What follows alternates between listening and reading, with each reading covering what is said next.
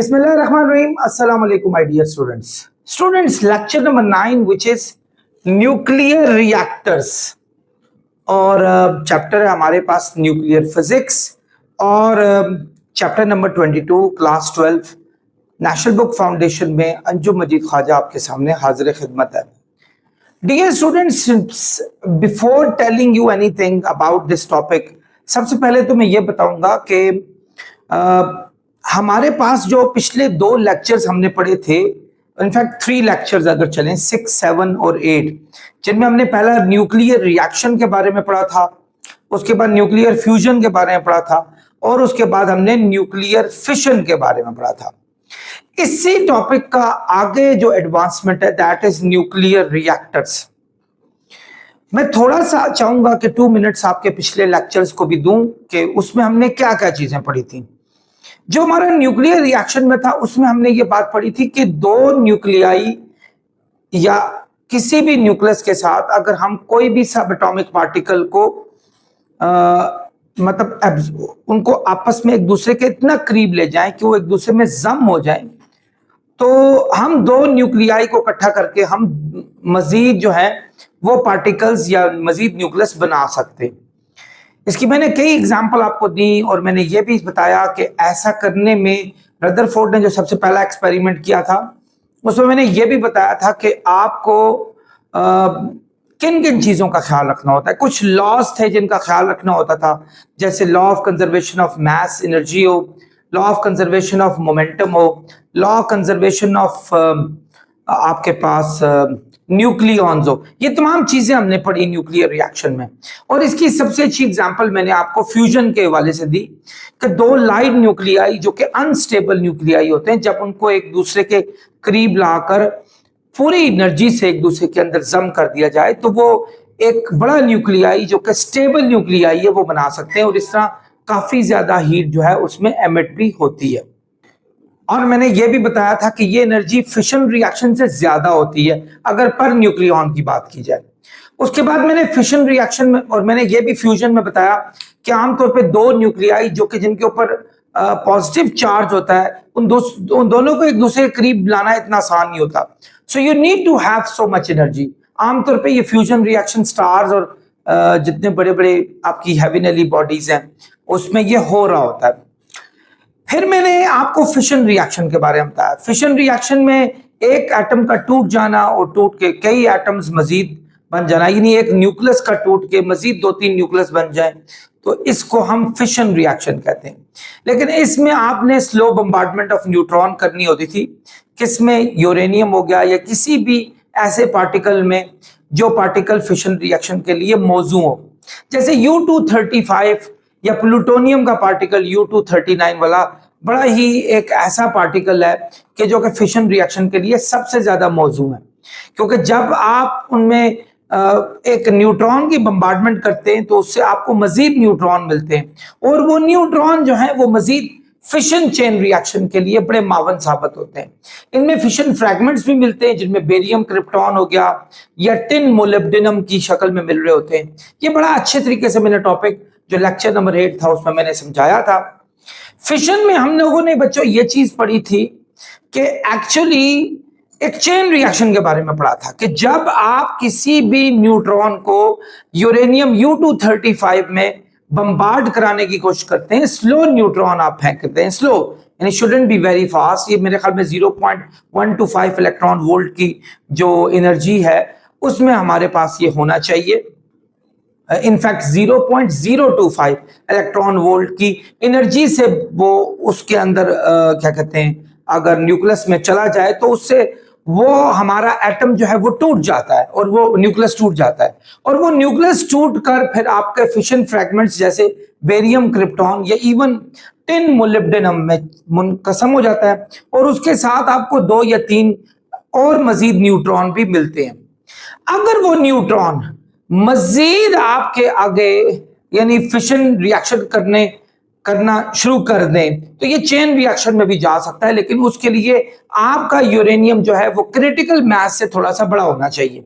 Critical mass वो मास होता है जिसमें एक यूरेनियम आपका फिशन चेन रिएक्शन नहीं कर सकता, यानी आपका आपको जो न्यूट्रॉन मिलते होते हैं वो न्यूट्रॉन एस्केप आउट हो जाते हैं और वो मजीद फिशन चेन रिएक्शन में नहीं जा सकते, यानी एक्चुअली वो बहुत ही छोटा मैस होता है या बहुत ही छोटा उसका वॉल्यूम होता है, तो उसके उस मैस और उसके उस वॉल्यूम को क्रिटिकल मैस या क्रिटिकल वॉल्यूम भी कहा जाता है। ये मैंने तमाम बातें आपको पिछले लेक्चर में बड़े अच्छे तरीके से पढ़ाई थी।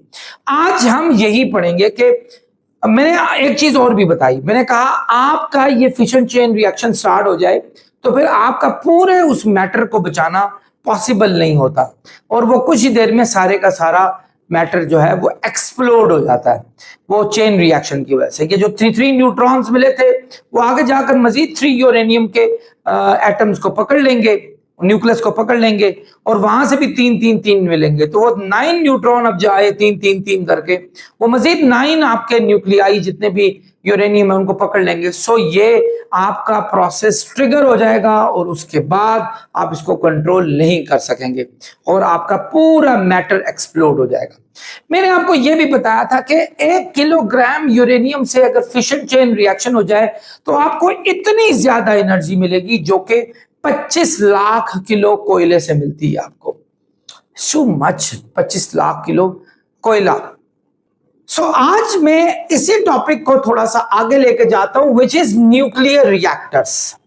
ये न्यूक्लियर रिएक्शन से ही लफ्ज निकला हुआ है, न्यूक्लियर रिएक्शन से टर्ज हो गया, यानी एक्चुअली अब टर का मतलब यही होता है कि ऐसी चीज जो ये काम कर रही हो, ठीक है ना, यानी जो ऐसी चीज जो ये काम कर रही हो। जैसे स्टूडेंट्स अब ये देखें आप, स्विम एक वर्ब है, स्विम, ठीक है, जिसका मतलब तैरना है, तो स्विमर होगा, स्विम कहते हैं तैरना, स्विमर तैरने वाला, एक्शन एक्ट करने वाला, एक्ट बल्कि एक्ट करें, एक्ट परफॉर्म करने वाला, actor, I am sorry, act perform को कहते हैं, एक्टर परफॉर्म करने वाला। इस तरह जोक ये आपका वर्ब है, लेकिन जोक करने वाला कौन होगा? जोकर। तो इधर भी रिएक्ट, रिएक्शन शो करने वाला, और रिएक्टर, रिएक्शन को रिएक्ट कहा जाता है, तो रिएक्टर रिएक्शन करने वाला, यानी न्यूक्लियर का रिएक्शन करने वाले को न्यूक्लियर रिएक्टर्स कहा जाता है। तो बच्चों ये आमतौर पे वो मतलब मैं आपको definition, nuclear reactor is a device, ये आमतौर पे वो डिवाइस होती है used to initiate and control a nuclear fission chain reaction, जो कि न्यूक्लियर फिशन चेन रिएक्शन को कंट्रोल करती है और आपको एनर्जी फराहम करके देती है। यानी आपको एनर्जी मिलती है, लेकिन ये नहीं है कि ऐसी एनर्जी मिले जो कि अनकंट्रोलेबल एनर्जी हो, यानी एकदम अगर आपको बहुत ज्यादा एनर्जी मिल जाए आप उसको कैसे संभाल सकेंगे? वो जैसे एटम बॉम्ब फट गया, so how could you control that particular energy? आप तो उसको कंट्रोल ही नहीं कर सकते, बल्कि वो डिस्ट्रक्टिव हो जाएगी। एटम बॉम्ब जो कि फिशन रिएक्शन पे चलता है, अगर उसको कंट्रोल करके किया जाए तो उसको न्यूक्लियर रिएक्टर ही कर सकता है। न्यूक्लियर रिएक्टर में हम क्या करते होते हैं कि वो जो हमारे पास जो एनर्जी हमें सडन मिल रही है, हम क्या करेंगे? उसको कंट्रोल करेंगे। ये यहां तक तो हो गया हमारे पास। आई होप आप लोगों को न्यूक्लियर रिएक्टर के बारे में ये बात पता चल गई होगी कि एक ऐसी डिवाइस जो फिशन रिएक्शन को कंट्रोल करके आपको एनर्जी फराहम करके दे। ये आपके सामने न्यूक्लियर रिएक्टर एक मैंने ड्रॉ किया हुआ है। इस न्यूक्लियर रिएक्टर में क्या करते होते हैं? इसी तरह यूरेनियम को रखकर आप क्या करते हैं? एनर्जी को कंट्रोल करने की कोशिश करते हैं और आप कंट्रोल्ड फिशन रिएक्शन करते हैं। कौन सी रिएक्शन? कंट्रोल्ड फिशन, यानी कंट्रोल्ड फिशन रिएक्शन। अब कंट्रोल कैसे होगा? The question is how can it be controlled? ये कैसे हो सकता है? एकदम 3 न्यूट्रॉन मिल जाए आपको, 3 न्यूट्रॉन धड़धड़ अगले 3 यूरेनियम को पकड़ लें, वो 3 अगले को पकड़ लें, वो 3 अगले को पकड़ लें, आप तो इस प्रोसेस को रोक ही नहीं सकते। सो आपका मैटर थोड़ी देर में एक्सप्लोड हो जाएगा, फारिग हो जाएगा सारे का सारा। तो इसको करने के लिए ये न्यूक्लियर रिएक्टर लाया जाता है। न्यूक्लियर रिएक्टर क्या करता है कि वो जो आपको 3 न्यूट्रॉन मिले हैं ना, वो कोशिश करेगा 3 न्यूट्रॉन में से 2 न्यूट्रॉन को किसी तरीके से रास्ता दे दे और सिर्फ एक ही न्यूट्रॉन को आगे चलाना शुरू कर दे।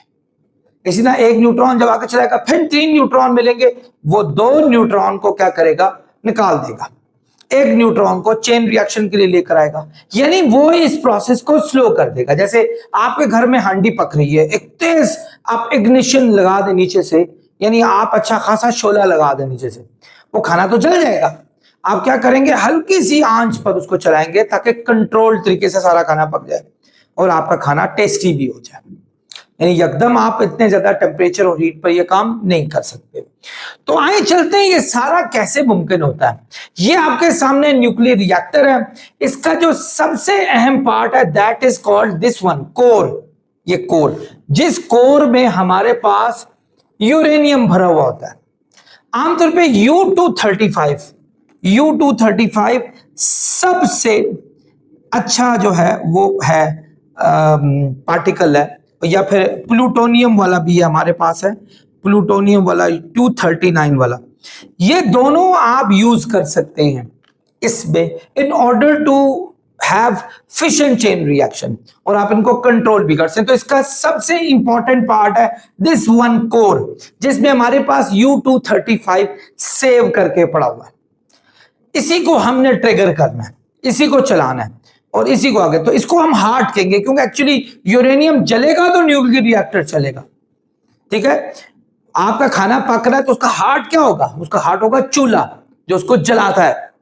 आप अगर चूल्हे पे रख दें और चूल्हा बंद हो, उसके अंदर कुछ भी ना हो, सो वो खाना नहीं पकने वाला। तो बिल्कुल कोर भी ऐसा ही काम करता है। कोर के अंदर फ्यूल भरा हुआ होता है and that fuel is uranium. आमतौर पे U-235 सबसे जो फिजाइल मटेरियल है वो हमारे पास यही है, जो फिशन आराम से हो जाता है। ठीक है, तो हम इसको इसके जरिए कोर को चलाते हैं। सो हमारे पास पहली चीज आती है कोर। कोर जो है ना, ये सबसे बड़ा फंडामेंटल पार्ट है, जिसको हार्ट ऑफ न्यूक्लियर रिएक्टर भी कहा जाता है। न्यूक्लियर रिएक्टर हार्ट भी कहा जाता है, यानी इसका दिल है एक्चुअली, जिसके बगैर लाइफ मुमकिन नहीं है। इस कोर में सबसे इंपॉर्टेंट पार्ट होता है हमारे पास, वो है fuel rod. Number 1 fuel rods होते हैं। फ्यूल रॉड्स जैसा कि आपको मैंने पहले बताया था, यूरेनियम और प्लूटोनियम, वैसे आमतौर पे यूरेनियम ही हमारे पास होता है। तो उसमें हम यूं करते होते हैं, यूरेनियम का आम एक बात याद रखें बच्चों, हमारी नेचर में ना यूरेनियम U-235 बहुत ज्यादा होता है। अब 99.3% होता है हमारी नेचर में, जबकि 0.7% हमारे पास कितना है, हमारे पास U-235 होगा, बल्कि शायद थोड़ा सा इससे भी कम होगा।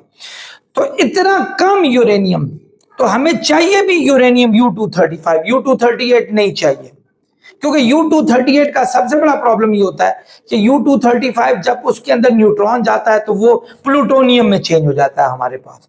सो that is a long process, वो एक लंबा प्रोसेस हो जाता है। सो U-235 सबसे अच्छा फिजाइल फ्यूल होता है हमारे पास, फिजाइल जिसको फिशन किया जा सके। ठीक है, ये हमारे पास है।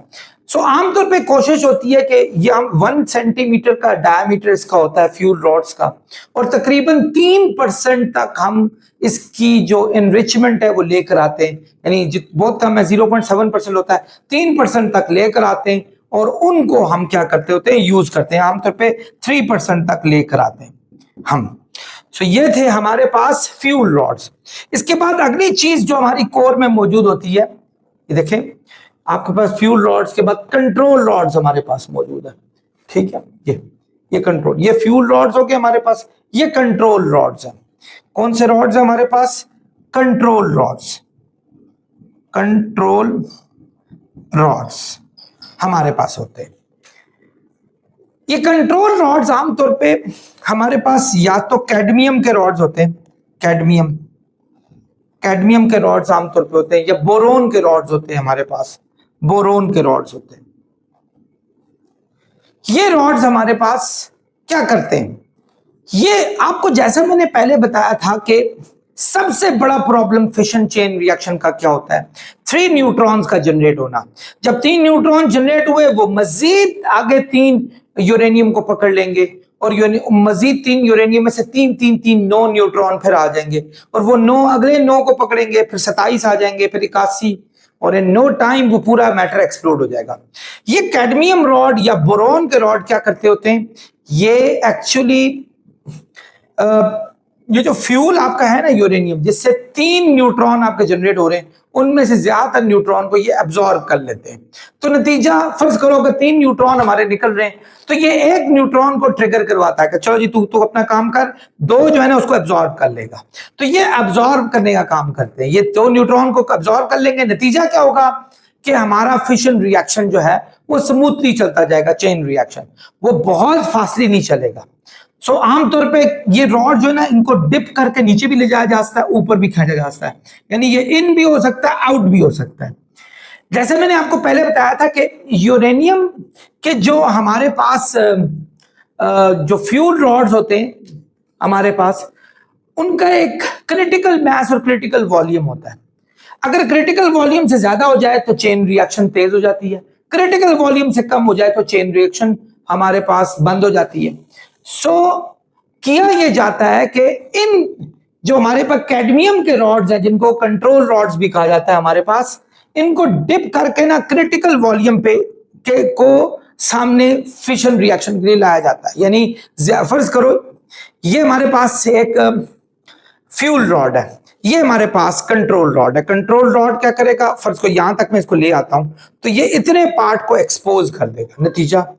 नतीजा क्या हुआ कि इतने पे आपका फिशन रिएक्शन होगा, बाकियों को बचा लेगा, यानी और बाकी ये क्या करेगा, हमारे पास न्यूट्रॉन को एब्जॉर्ब भी करा लेगा। सो अगर आपने मुकम्मल तौर में बंद करना हो फिशन तो आप क्या करेंगे, इसको नीचे बिल्कुल फुल डिप कर देंगे। नतीजा ये सारे का सारा जो फ्यूल रॉड था ये बिल्कुल एक्सपोज नहीं होगा, नतीजा आपका फिशन रिएक्शन बंद हो जाएगा।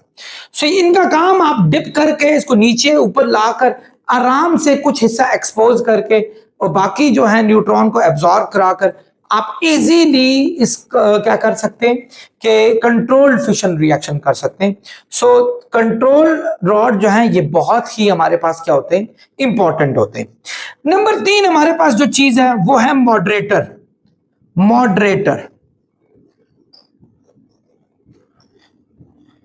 मॉडरेटर नाम ही से, ठीक है, मॉडरेटर करता क्या है, मॉडरेटर होता क्या है, आमतौर पे इसी कोर के अंदर ना जहां फिशन रिएक्शन आपकी हो रही है इसको भरा जाता है या तो D2O हार्ड वाटर से, जो D2O वाला वाटर, एक तो H2O होता है ना, H2O, एक होता है D2O जो ड्यूट्रियम का वाला होता है, ये थोड़ा हैवी वाटर होता है हमारे पास, हार्ड नहीं कहेंगे, हैवी वाटर होता है हमारे पास, या फिर ग्रेफाइट से भरा जाता है। देखिए मैंने आपको ये जब ये टॉपिक स्टार्ट हुआ था मैंने एक बात बताई थी कि न्यूट्रॉन जो है चेन रिएक्शन चलाना है या इवन फिशन रिएक्शन चलाना है आपने, तो उनको स्लो होना चाहिए, 0.025 इलेक्ट्रॉन वोल्ट होना चाहिए। कितना होना चाहिए, 0.025 इलेक्ट्रॉन वोल्ट होना चाहिए। लेकिन जब एक फिशन रिएक्शन हो जाता है ना तो उसमें से जो उसमें से न्यूट्रॉन निकलते हैं उनमें कई मेगा इलेक्ट्रॉन वोल्ट एनर्जी होती है, अच्छी खासी एनर्जी होती है। उन मेगा इलेक्ट्रॉन वोल्ट एनर्जी को कंट्रोल करना, स्लो करना, और भैया स्लो, हमने तेरे से मजीद काम लेना है। सो उसके लिए भारी पानी रखा जाता है, भारी पानी हो गया या फिर इवन ग्रेफाइट हो गया, ये क्या करते होते हैं, ये उनको तेज नहीं चलने देते, न्यूट्रॉन को स्लो डाउन कर देते हैं और नतीजा सारी एनर्जी अपने अंदर हीट की शक्ल में एब्जॉर्ब करा लेते हैं और वो स्लो डाउन होके आराम से मजीद फिशन चेन रिएक्शन के लिए रेडी हो जाता है हमारे पास। तो अगर if you want to just slow down the process, why slow down, because your fission chain reaction cannot happen if the process is very fast. So in order to slow it down, what do? You just put hard water, heavy water or graphite such that those neutrons should get slowed down. ये slow down जैसे ही हो जाएगा तो what will happen next कि आपके पास fission chain reaction आराम से हो जाएगा। So moderator क्या काम करता होता है, आपके न्यूट्रॉन को इस लेवल पे लेके जाता है, इस लेवल पे, तो नतीजा आपका ये प्रोसेस थोड़ा सा स्लो हो जाता है।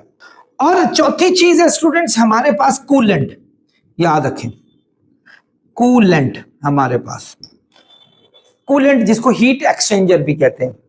अब हमारे पास इतनी अच्छी खासी हीट प्रोड्यूस हो रही है, फर्ज करें हम इस हीट को छोड़ देते हैं, चलो जी यशी करो, तो क्या होगा, ये सारे का सारा आपका जो न्यूक्लियर रिएक्टर है ये तो मेल्ट हो जाएगा, क्योंकि एक अच्छी खासी, मैंने कहा है ना कि ये बहुत ज्यादा हीट प्रोड्यूस करता है। ये बहुत ज्यादा हीट प्रोड्यूस करता है। तो ये तो अच्छा खासा मेल्ट हो जाएगा। सो अब हमने क्या किया होता है, यहाँ वाटर भरा हुआ होता है, तो जैसे ही ये पानी गर्म होता है ना, पानी, तो वो प्रेशर से बाहर की तरफ निकलता है, और यहाँ हमने स्टीम जनरेटर बनाया हुआ होता है, स्टीम जनरेटर, और उसमें टरबाइनें फिक्स की गई होती हैं। जब बड़े प्रेशर से स्टीम निकलती है, वो उन टरबाइनों को चलाना शुरू कर देती है। नतीजा क्या होता है, वो टरबाइनें चलती हैं, टरबाइन बिजली पैदा करती है। यानी इसका मतलब हुआ कि आपकी ये वाली हीट एनर्जी किस में शिफ्ट होगी, हमारे पास इलेक्ट्रिकल एनर्जी में। टरबाइन घूमती है तो वो आपने इलेक्ट्रोमैग्नेटिक इंडक्शन के लॉज पढ़े, पिछले साल भी पढ़े थे, तो उसके तहत वो फ्लक्स चेंज होता रहता है और आपकी इलेक्ट्रिसिटी प्रोड्यूस होती है, और आप आराम से उस इलेक्ट्रिसिटी को जो है वो लेके जा सकते हैं। सो आपकी पूरी की पूरी, इसको ठंडा करने के लिए ये पानी आमतौर पे यूज होता है, वाटर स्टीम में चल के, और वो इस हीट को किस में शिफ्ट कर देता है, हमारे पास इलेक्ट्रिकल एनर्जी में शिफ्ट करता है। सो ये एक बेहतर तरीका है कूलेंट, जो हमारे पास इस एनर्जी को किस में शिफ्ट कर देगा, हमारे पास इलेक्ट्रिकल एनर्जी में शिफ्ट कर देगा। और अगली चीज है हमारे पास shielding unit. Shielding unit number पर बच्चों नजर आ रहा है, देखें, शील्डिंग यूनिट।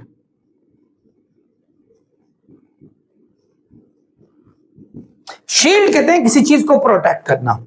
इसको एक पूरी कंक्रीट की शील्ड से प्रोटेक्ट किया जाता है।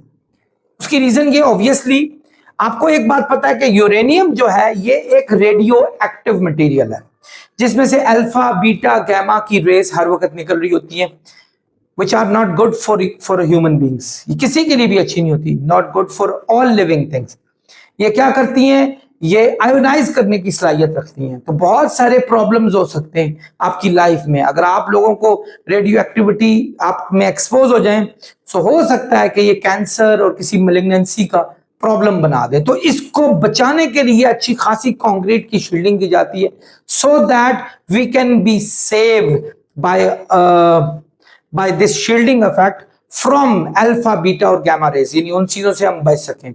सो ये शील्डिंग यूनिट जो है ये बड़ा ही एक इंपॉर्टेंट रोल अदा करता है इन तमाम चीजों में। ठीक है स्टूडेंट्स, अब चलते हैं enrichment of uranium. What is enrichment, ये क्या होता है, ये तो मैं आपको आगे जाकर बताता हूं। वैसे उर्दू में इसको कहा जाता है अफजूदगी, ठीक है, मुश्किल नाम है। चलिए एनरिचमेंट आपको समझा लेता हूं, लेकिन पहले एक बात बताऊं। क्या आप जानते हैं कि हमारी नेचर में यूरेनियम जो है, जो एक सबसे बेहतरीन फिशन रिएक्शन का हमारे पास एक ऑब्जेक्ट है, और वो U235 वाला सबसे हमारे पास बेहतर होता है, यानी ये फिशन रिएक्शन के लिए सबसे अच्छा है, जो एक न्यूट्रॉन एब्जॉर्ब करके बेरियम क्रिप्टॉन या टिन मोलिब्डेनम में चेंज होके 3 न्यूट्रॉन आपको देता है। वो 3 न्यूट्रॉन से आप फिशन चेन रिएक्शन स्टार्ट कर सकते हैं, और इजीली जितनी हीट चाहिए हो वो उसके मुताबिक आप उसको फिशन चेन रिएक्शन को चला सकते हैं। लेकिन आप हैरान होंगे कि हमारी नेचर में यूरेनियम U238 मौजूद है सबसे ज्यादा। तो ये आपके लिए एक सैड सी बात है, एक सैड है। क्यों? क्योंकि तकरीबन आप हैरान होंगे कि 99.3% हमारे पास जो रॉ फॉर्म में यही मौजूद होता है। सिर्फ 0.7% हमारे पास ये 0.7%। अब यूरेनियम तो आपके पास अगर आ गया ना, ये यूरेनियम है जी आपके पास बॉल की शक्ल में या रॉड की शक्ल में किसी, तो उसमें 99.3% आपके पास ये होगा। सो अब प्रॉब्लम है कि भाई हमें तो ये नहीं चाहिए, क्योंकि वाई, बिकॉज ये फिशन चेन रिएक्शन के लिए मौजूद नहीं है, ये डायरेक्टली फिजाइल नहीं होता। फिजाइल फिशन चेन रिएक्शन के लिए पॉसिबल, ये जो है डायरेक्टली फिजाइल होता है हमारे पास। इसको फिजाइल बनाने के लिए पहले हम अगर न्यूट्रॉन इसमें डालेंगे तो ये पहले तो U239 में जाएगा, यानी प्लूटोनियम U239 बल्कि प्लूटोनियम 239 में जाएगा। तो ये पहले प्लूटोनियम में जाएगा, तो डायरेक्टली ये फिजाइल नहीं हो सकता हमारे पास। अब हम क्या करते हैं, हमारे पास जितना भी यूरेनियम पड़ा है उसमें से हम क्या करेंगे, U235 को बीच में से निकाल देंगे, और इसके निकालने के प्रोसेस को एनरिचमेंट ऑफ यूरेनियम कहा जाता है। यानी U238 में से, जो कि सबसे ज्यादा पाया गया, उसमें से U235 को बाहर निकाल देना। क्योंकि 0.7% उसका हिस्सा ये भी हमारे पास मौजूद है। निकाल देना भाई, निकाल के जी, मतलब यूं आपको मैं एग्जांपल दूं कि अगर आपके पास मटर के दाने पड़े हुए, मटर आपने खाए होंगे, मटर के दाने पड़े और आपके पास 1000 मटर के दाने पड़े हुए और उनमें से तकरीबन ज्यादातर जो है वो सब्ज है हमारे पास, ग्रीन, लेकिन आपको उनमें से कुछ येलो चाहिए। तो आप देख रहे हैं येलो तो थोड़ी से मौजूद है हमारे पास, लेकिन चाहिए येलो। आपने कहा जी मैंने खाने येलो है, मैं ग्रीन नहीं खाता मटर के दाने। सो आप देखते हैं वो 1000 में से चंद ही होते हैं, 10 या 12। सो आप क्या करते हैं, मटर को लैदा करते हैं, लैदा करते हैं, फिर एक येलो निकाला, फिर एक येलो निकाला। सो इतने ज्यादा मटर के दानों में से थोड़े से मटर के दाने जो आपको चाहिए रिक्वायर्ड फॉर्म में, यानी येलो दाने, तो इसको कहा जाता है एनरिचमेंट ऑफ पीस जो मटर को कहा जाता है। तो इसी तरह इतने ज्यादा यूरेनियम में से आप U-235 को बाहर निकाल दें, सो that is called enrichment of uranium, यानी यूरेनियम की इनरिचमेंट इसको कहा जाता है। यानी इतने, क्योंकि मैसिव चीजों में से छोटी चीजें निकालना हमारे लिए कभी भी इतना आसान नहीं होता। जैसा आप लोगों ने देखा कि कोयले की धात में कान में काम करने वालों को कभी कभी डायमंड भी मिल जाता है। सो हम ये कह सकते हैं कि हम एक्चुअली डायमंड तो नहीं तलाश कर रहे होते, हम तो कोयला निकाल रहे होते हैं, लेकिन उनमें से अगर डायमंड तलाश करें तो आपको हो सकता है पता नहीं कितने कितने टन में से जाकर कहीं एक छोटा सा डायमंड आपको मिल जाए। बिल्कुल इसी तरीके से इतने ज्यादा यूरेनियम में से छोटी सी अमाउंट जो U-235 की निकलेगी, that is called enrichment of uranium. इसको एनरिचमेंट ऑफ यूरेनियम कहा जाता है। अब ये कैसे किया जाता है? आमतौर पे 0.7% से आपने ये रेंज बढ़ानी है, 3 से 5% तक लेके जानी है। तो इसके लिए डिफरेंट किस्म के जो प्रोसेस होते हैं वो यूज होते हैं और उन प्रोसेस की मदद से एनरिचमेंट ऑफ यूरेनियम आपकी इजीली हो सकती है। तो बच्चों इसके आमतौर पे 2 मेथड बड़े इंपॉर्टेंट है। नंबर 1 है लेजर एनरिचमेंट, लेजर एनरिचमेंट है। नंबर 2 है हमारे पास गैस सेंट्रीफ्यूगेशन। आप लोगों ने सेंट्रीफ्यूज पढ़ा हुआ है पीछे, याद होगा, सेंट्रीपेटल सेंट्रीफ्यूगल के बारे में पढ़ा हुआ है। वैसे आमतौर पे गैस सेंट्रीफ्यूगेशन सबसे कॉमन और सबसे आसान और सबसे अच्छा मेथड है। गैस सेंट्रीफ्यूगेशन में हम क्या करते होते हैं कि हमारे पास जो यूरेनियम हेक्साफ्लोराइड जो होता है, फ्लोराइड जो होता है, जिसको हम आमतौर पे UF6 भी कहते होते हैं, यूरेनियम हेक्साफ्लोराइड आमतौर पे UF6 कहा जाता है। ये गैस फॉर्म में होता है, इसके अंदर दोनों यूरेनियम होते हैं, U-235 वाला भी होता है, U-238 वाला भी होता है। इसको एक मोटर में डाला जाता है और मोटर जो है ना वो घूमती है, सेंट्रीफ्यूज पे की तरह घूमती है। जैसे आप लोगों ने अक्सर कहा था अगर लस्सी बनानी हो तो क्या करते होते हैं, योगर्ट में आप ना उसको घुमाते हैं बार बार, वो जो स्पिन जब होता है ना उसके अंदर, तो उसमें भारी पार्टिकल पैदा हो जाते हैं और लाइट पार्टिकल पैदा हो जाते हैं। बिल्कुल सेंट्रीफ्यूज में भी ऐसा ही होता है, लाइट पार्टिकल और भारी पार्टिकल पैदा हो जाते हैं। जो लाइट पार्टिकल U-235 वाले वो भी पैदा हो गए, U-238 वाले भी पैदा हो गए। फिर उनको एक पोरस ऑब्जेक्ट में से गुजारा जाता है और उसके छोटे छोटे से सुराख होते हैं और छोटे सुराख में से U-235 निकल जाती है ज्यादातर, क्योंकि वो बहुत ही स्मॉल इनफ होती है, क्योंकि U-235 थोड़ा मास में बड़ा होता है, तो ये नहीं निकल पाता उसमें से। यानी जैसे फर्ज करें आप इसकी एग्जांपल यूं ले लें, जैसे हम कोई हमारे पास ऐसी चीज ले लेते हैं, वॉशिंग मशीन ले लेते हैं। Yes, that is a very good example. Washing machine में जो ड्रायर मशीन होती है उसका क्या काम होता है, जब आप उसमें कपड़े रख देते हैं तो वो ड्रायर मशीन घूमती है तो पानी के मॉलिक्यूल उन सुराखों में से बाहर निकल जाते हैं, उन सुराखों में से कपड़े तो बाहर नहीं निकल सकते, सो जो छोटे पार्टिकल हैं वो निकल जाते हैं। बिल्कुल इसी तरीके से जब हम उसको घुमाते हैं मोटर में से तो उनके छोटे छोटे परफोरेटेड होल में से ये U-235 पैदा हो जाता है। तो फिर हम क्या करते हैं, पूरे जो आपका यूरेनियम हेक्साफ्लोराइड था उसमें से U-235 हमने पैदा कर दिया, बल्कि हमने उसकी परसेंटेज, हो सकता है U-238 भी निकल जाए, लेकिन हमने ज्यादातर U-235 की वैल्यू जो कि 0.7% थी उसको बढ़ाकर हमारे पास ज्यादा मिल गई हमें, वो हमने एक तरीके से कर ली। तो इस पूरे प्रोसेस को एनरिचमेंट कहा जाता है कि यूरेनियम का कि वो चीज ढूंढना जो एक्चुअली इस पूरे जो न्यूक्लियर रिएक्टर है उसके लिए बहुत ही ज्यादा इंपॉर्टेंट है। आई होप स्टूडेंट्स आपने ये सारा लेक्चर अच्छे तरीके से समझा होगा। न्यूक्लियर रिएक्टर पे आजकल बहुत काम हो रहा है। इसका सबसे बड़ा ड्रॉबैक ये कि इससे रेडिएशन जो है ये इंसानी सेहत बल्कि किसी भी लिविंग थिंग की सेहत के लिए अच्छी नहीं होती, क्योंकि इससे पोल्यूशन ज्यादा फैलती है। इवन पाकिस्तान में भी एक एटॉमिक एनर्जी ने न्यूक्लियर रिएक्टर लगाया था कराची के पास किसी जगह पर, सो जिसने बड़ा अच्छा काम भी किया, और बल्कि पाकिस्तान में बहुत बड़ी इलेक्ट्रिसिटी का एक रोल ये न्यूक्लियर रिएक्टर्स का भी है। लेकिन इसका सबसे बड़ा प्रॉब्लम ये है कि आप इसकी पोल्यूशन से नहीं बच सकते, कि इनकी अल्फा बीटा गामा रेस आपके लिए हमेशा मोहलक होती हैं। आई होप कि बहुत ही अच्छे प्रोसेस मजीद ही निकलेंगे। कोशिश की जा रही है कि फ्यूजन रिएक्शन के रिएक्टर्स भी बनाए जाएं, ताकि उनसे भी हम जितनी हीट एनर्जी है उसको आगे इलेक्ट्रिकल एनर्जी में शिफ्ट करके दुनिया में जितनी भी हमारे पास इलेक्ट्रिकल एनर्जी के जो मसाइल हैं उनसे छुटकारा हासिल किया जा सके। नेक्स्ट लेक्चर तक अंजुम मजीद ख्वाजा आपसे खुदा हाफिज चाहता है। अपना बहुत ख्याल रखिएगा। अस्सलाम वालेकुम।